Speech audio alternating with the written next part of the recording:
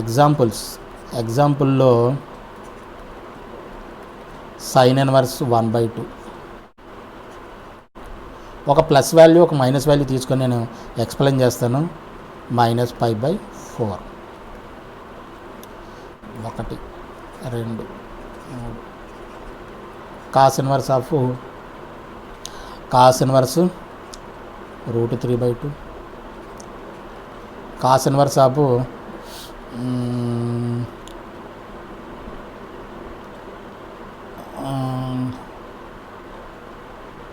1/√2 -1/√2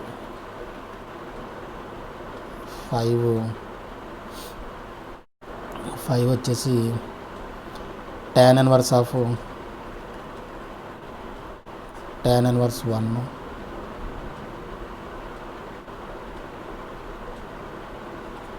6 tan inverse -1/√3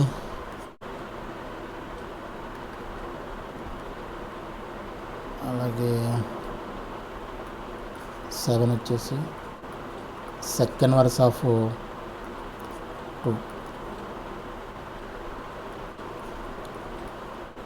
sec inverse -2/√3 9th cosec inverse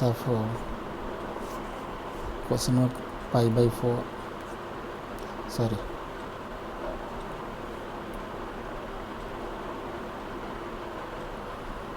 cosec inverse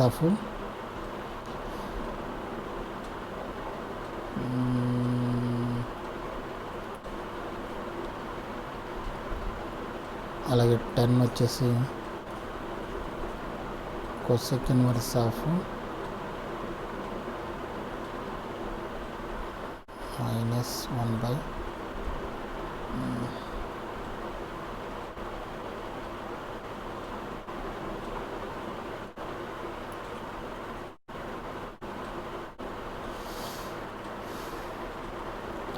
-1/2 ఉంటుంది. ఈ విధంగా ఏంటి ఆన్సర్లు ఏంటి? సైన్ ఇన్వర్స్ 1/2 పాజిటివ్ వాల్యూ అంటే మనకి ఇక్కడ ఏం రావాలి? ఇక్కడ వాల్యూ వచ్చిందంటే ఇక్కడ మనకి ఏం రావాలి? ఆన్సర్లో ఇన్వర్స్ ట్రిగ్నోమెట్రిక్ ఫంక్షన్స్ అన్నిటికి కూడా ఆన్సర్స్ ఏమొస్తాయని చెప్పా? యాంగిల్సే వస్తాయి. ఓకేనా? అలాగే ఇప్పుడు చిన్న తప్పు చేసాము, వాల్యూస్ వస్తాయి. ఇక్కడ నేను తప్పు చేశాను.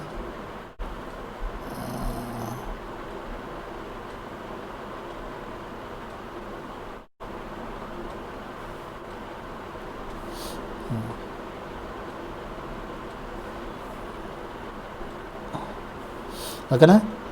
వాల్యూ ఇక్కడంటే యాంగిల్ రావాలి. ఇక్కడ పాజిటివ్ వాల్యూ ఉందంటే మనకు ఫస్ట్ క్వాడ్రంట్లో యాంగిల్ తీసుకుంటాం. సైన్ ఎక్కడి నుంచి తీసుకుంటాం? -5 నుంచి -π/2 నుంచి π/2 వరకు తీసుకుంటాం. అంతేనా? Sine inverse angle range. So ఇక్కడ 1/2 అందంటే ఫస్ట్ క్వాడ్రంట్లో యాంగిల్ తీసుకుంటాం. ఫస్ట్ క్వాడ్రంట్లో యాంగిల్ ఏమవుతుంది? sin 30 1/2 అవుతుంది. అంటే ఇది π/6 అంటే 30 degrees 1/2 అవుతుంది. కాబట్టి π/6 అంటే sin 30 1/2 కాబట్టి ఇది π/6. మరి ఈ విషయానికి వస్తే ఇది నెగిటివ్ అయితే ఎక్కడ తీసుకోవాలి? సో ఫోర్త్ క్వాడ్రంట్లో తీసుకోవాలి వాల్యూ.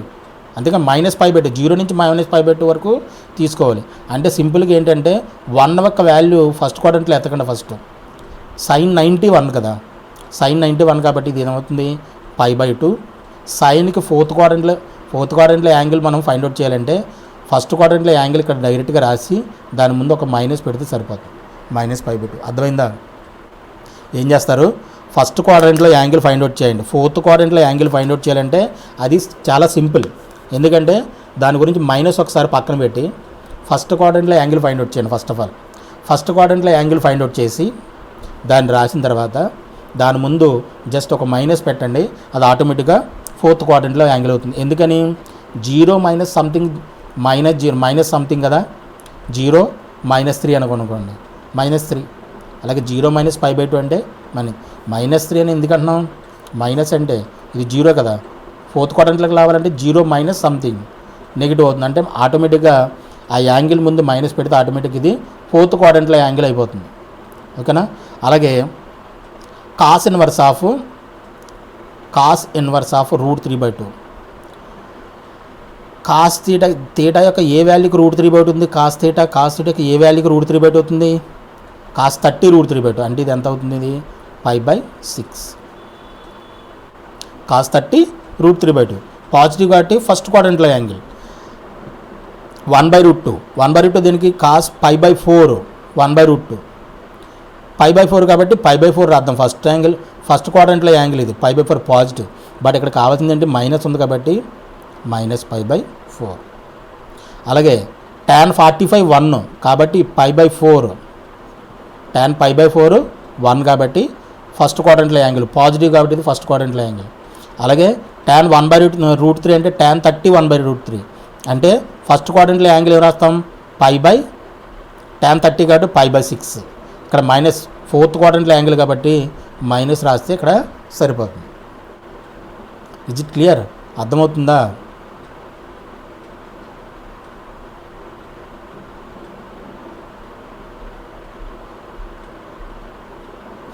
కాస్ విషయంలో వచ్చేటప్పటికి ఒక్క నిమిషం, సారీ వెరీ సారీ.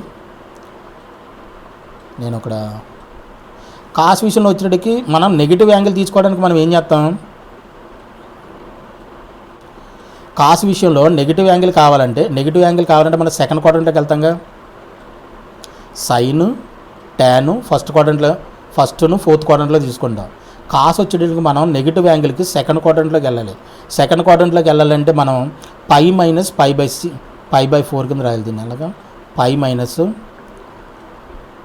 కాస్ π/4 1/√2 కాబట్టి -π/4 అంటే ఇది ఎంత అనమాట? 3π/4. ఈ యాంగిల్ ఎలా రాయాలి? సారీ, నేనే రాంగ్గా చెప్పాను. ఓకేనా? ఎందుకని దీని యాంగిల్ కాస్ యాంగిల్ మనం ఫైండ్ అవుట్ చేయాలంటే 0 నుంచి π వరకు. పాజిటివ్ యాంగిల్స్ గురించి ఫస్ట్ క్వాడ్రంట్లో ఎదుగుతాం, నెగిటివ్ యాంగిల్స్ గురించి మనం సెకండ్ క్వాడ్రంట్లో ఎదుగుతాం. ఈ సెకండ్ క్వాడ్రంట్లో యాంగిల్ రావాలంటే ఫస్ట్ క్వాడ్రంట్లో యాంగిల్ ఎంత? π/4. పైలోంచి సబ్ట్రాక్ట్ చేయడమే దాన్ని. అంటే π - π/4 రాస్తే that is equal to 3π/4. This is the answer. ఓకేనా? Is it clear? కొంచెం జాగ్రత్తగా గమనించండి. అలాగే ట్యాన్ వచ్చేటప్పటికి ట్యాన్ ఏంటంటే ఫస్ట్ ఫోర్త్ కాబట్టి డైరెక్ట్గా మైనస్ రాయొచ్చు, నో ప్రాబ్లం. సీకెంట్ వచ్చేటప్పటికి మళ్ళీ సీకెంట్ ఎక్కడ? కాస్ 60 1/2. ఎక్కడైతే కాస్ 60 1/2 అవుతుందో అక్కడ సీకెంట్ 2 అవుతుంది కాబట్టి ఇది ఎంత అవుతుంది? కాస్ 60 అంటే ఇదంతా π/3. ఓకేనా? కాస్ 60 1/2 కాబట్టి సీకెంట్ 2 అవుతుంది. అలా సెకండ్ వర్స్ 2/3 అంటే కాస్ 60 √3/2 కాస్ 30 √3/2 కాస్ 30 √3/2 అంటే అదంతా π/6 ఫస్ట్ క్వాడ్రంట్లో యాంగిల్. బట్ దీని నెగిటివ్ యాంగిల్ అంటే నెగిటివ్ వాల్యూ కాబట్టి దీన్ని ఎక్కడ తీసుకెళ్ళాలి? సెకండ్ క్వాడ్రంట్లో తీసుకెళ్ళాలి. సెకండ్ క్వాడ్రంట్లో తీసుకెళ్ళాలంటే దీన్ని ఏం చేయాలి? పైలోంచి సబ్ట్రాక్ట్ చేయాలి. పైలోంచి సబ్ట్రాక్ట్ చేస్తే ఏమవుతుంది? 6π9 అంటే ఇది ఎంత అవుతుంది? 5π/6 అవుతుంది. జాగ్రత్తగా చేయండి. ఇది కొసెక్ వచ్చేటప్పటికి కొసెక్ 1/√2 సైన్ 45 1/√2 దగ్గర అంటే π/4 దగ్గర ఇది √2 అవుతుంది. కొసెక్ -1/2 అంటే కొసెక్ సైన్ 30 1/2 సైన్ 60 సైన్ 30 1/2 కాబట్టి కొసెక్ 2 అవుతుంది. ఇదేమంటుందంటే డైరెక్ట్గా కొసెక్ ఇన్వర్స్ -1/2 అని రాయడమే. ఎందుకంటే దీనికి కొసెక్ -1/2 వాల్యూ కొసెక్ 1/2 ఎక్కడ అవుతుంది? ఇది యాక్చువల్గా -2 అని రాయండి. -2 అని రాస్తే మీకు ఒక క్లారిటీ వస్తుంది. -2 అని రాస్తే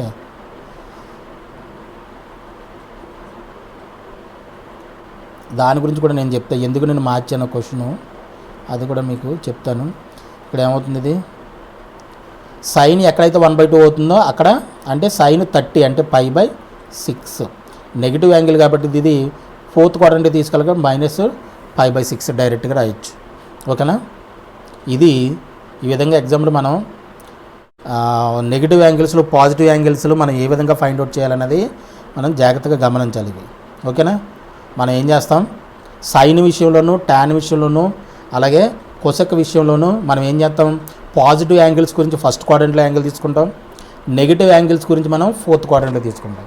అలాగే కాసు, కాట్, సెక్ ఈ మూడింటిలో పాజిటివ్ యాంగిల్స్ కోసం మనం ఫస్ట్ క్వాడ్రంట్లో తీసుకుంటాం, నెగిటివ్ యాంగిల్స్ కోసం మనం సెకండ్ క్వాడ్రంట్లో తీసుకుంటాం. సెకండ్ క్వాడ్రంట్లో ఫోర్త్ క్వాడ్రంట్లో యాంగిల్ కావాలంటే డైరెక్ట్గా ఫస్ట్ క్వాడ్రంట్లో యాంగిల్ ఫైండ్ అవుట్ చేసి దాని ముందు మైనస్ పెడితే సరిపోతుంది. ఆల్రెడీ చెప్పాను. ఫోర్త్ క్వాడ్రంట్లో సెకండ్ క్వాడ్రంట్లోకి వెళ్ళాలంటే మనం ఏం చేయాలి, నెగిటివ్ యాంగిల్ కోసం మనం సెకండ్ క్వాడ్రంట్లోకి వెళ్ళాలంటే పైలోంచి సబ్ట్రాక్ట్ చేయాలి.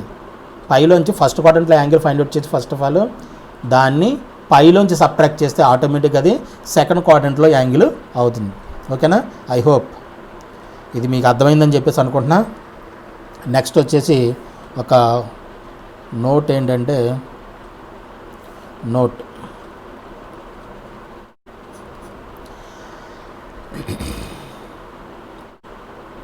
ఫస్ట్ది ఇందాక చెప్పినట్టు సైన్ ఇన్వర్స్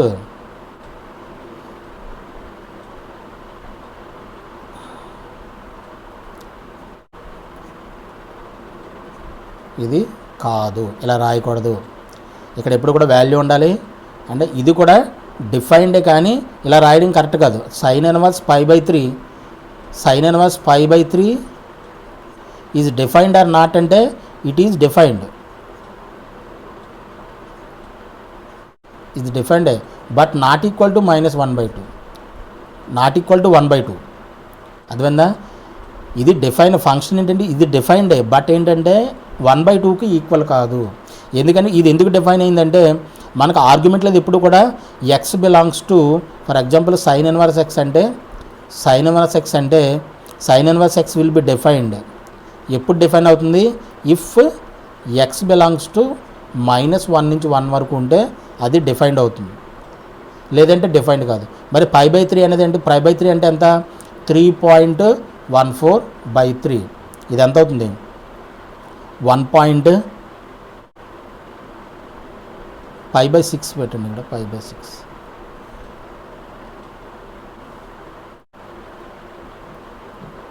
π/6 అయిన తట్టి 1/2 కాదు π/6. ఇది ఏమవుతుంది చూడండి, బై6 అవుతుంది. బై6 అయితే ఇది 0. సంథింగ్ అవుతుంది. అంటే ఇది -1 నుంచి 1 వరకు ఉంటుంది, డొమైన్లోనే ఉంది కాబట్టి ఇది డిఫైన్డ్ అవుతుంది బట్ నాట్ ఈక్వల్ టు 1/2. అదనమాట, ఇది ఒక నోట్. సెకండ్ది వచ్చేసి for example cos inverse 3/2 is equal to cos inverse 3/2 ఇది డిఫైన్ అవుతుందంటే నాట్ డిఫైన్డ్, ఎందుకంటే కాస్ ఇన్వర్స్ ఎక్స్ ఎప్పుడు డిఫైన్డ్ అవుతుంది, cos inverse x is equal to ఇది డిఫైన్డ్ అవుతుంది ఎప్పుడు defined, if x belongs to -1 నుంచి 1. దీని డొమైన్లో ఉండాలి, డొమైన్లో ఉంటేనే ఇది డిఫైన్ అవుతుంది. బట్ 3/2 అంటే ఏంటి, 1.5 కాబట్టి ఇది 1 కంటే దాటేసింది కాబట్టి వాల్యూ డొమైన్ దాటేసింది కాబట్టి దీంట్లో డొమైన్లో లేదు కాబట్టి ఇట్ ఈజ్ నాట్ డిఫైన్డ్. ఇదొకటి గుర్తుపెట్టుకోవాల్సిన విషయం. అలాగే థర్డ్ వచ్చేసి ఇప్పుడు ఫర్ ఎగ్జాంపుల్ సైన్ ఇన్వర్స్ 1/8 ఇది డిఫైన్డేనా, ఎస్ ఇది డిఫైన్డే. అంటే 1/8 అంటే 0. సంథింగ్ ఇది డిఫైన్డ్ బట్ దీని వాల్యూ మనకు తెలియదు. దీని వాల్యూ మనకు తెలియనప్పుడు ఏం చేయాలి, sine inverse 1/8 is equal to ఇది సైన్ ఇన్వర్స్ 1/8 మాత్రమే, ఇలాగ రాస్తాం. ఇదే ఆన్సర్ దీనికి. ఎందుకంటే ఇది defined well defined function but we don't know the angle of sine 1/2. Sine 1/2 యొక్క వాల్యూ మనకి తెలీదు, ఏదో ఉంటుంది సంథింగ్, ఏదో యాంగిల్ దీనికి ఈక్వల్ అవుతుంది కాబట్టి అవుతుంది బట్ ఏంటంటే అది మనకు తెలియదు కాబట్టి దీన్ని sine inverse x is equal to sine inverse 1/8 is equal to sine inverse 1/8 అని రాయొచ్చు, నో ప్రాబ్లం. ఓకేనా, ఇలాగ ఆన్సర్ రాయొచ్చు మనకు తెలియనప్పుడు. ఫోర్త్ tan ఇన్వర్స్ 5 ఇది డిఫైన్డేనా? Yes defined. ఇది వెల్ డిఫైన్డ్ ఫంక్షన్. ఎందుకంటే tan inverse x is defined. ఎప్పుడు డిఫైన్డ్ అవుతుంది? If x belongs to R. All real numbers దగ్గర మనకి ఇది డిఫైన్డ్ కాబట్టి 5 అనేది ఏంటి? 5, 100, 1 crore, 3 crores ఎంత అయినా సరే it will be defined. Tan విషయంలో మనకు ఆ ప్రాబ్లం లేదు. బట్ ఆన్సర్ ఏంటి? ఆన్సర్ మనకు మాత్రం తెలీదు. tan inverse of 5 is equal to tan inverse 5 అని రాస్తాం అంతే. ఎందుకంటే ఈ ఏ యాంగిల్కి ఇది 5కి ఈక్వల్ అవుతుందో మనకు తెలియదు. మనకు కొన్ని వాల్యూస్ మాత్రమే తెలుసు, 0, 30, 45, 60, 90 అండ్ కొన్ని వాల్యూస్ మాత్రమే తెలుసు. మిగతా వాల్యూస్ అన్నీ మనకు తెలియదు. కాబట్టి it is a well defined function but we don't know the value, we don't know the answer. Hence what we can say tan inverse 5 is equal to tan inverse 5. This is the answer. No problem, మనం ఇలా చెప్పొచ్చు. అర్థమవుతుందా? అలాగే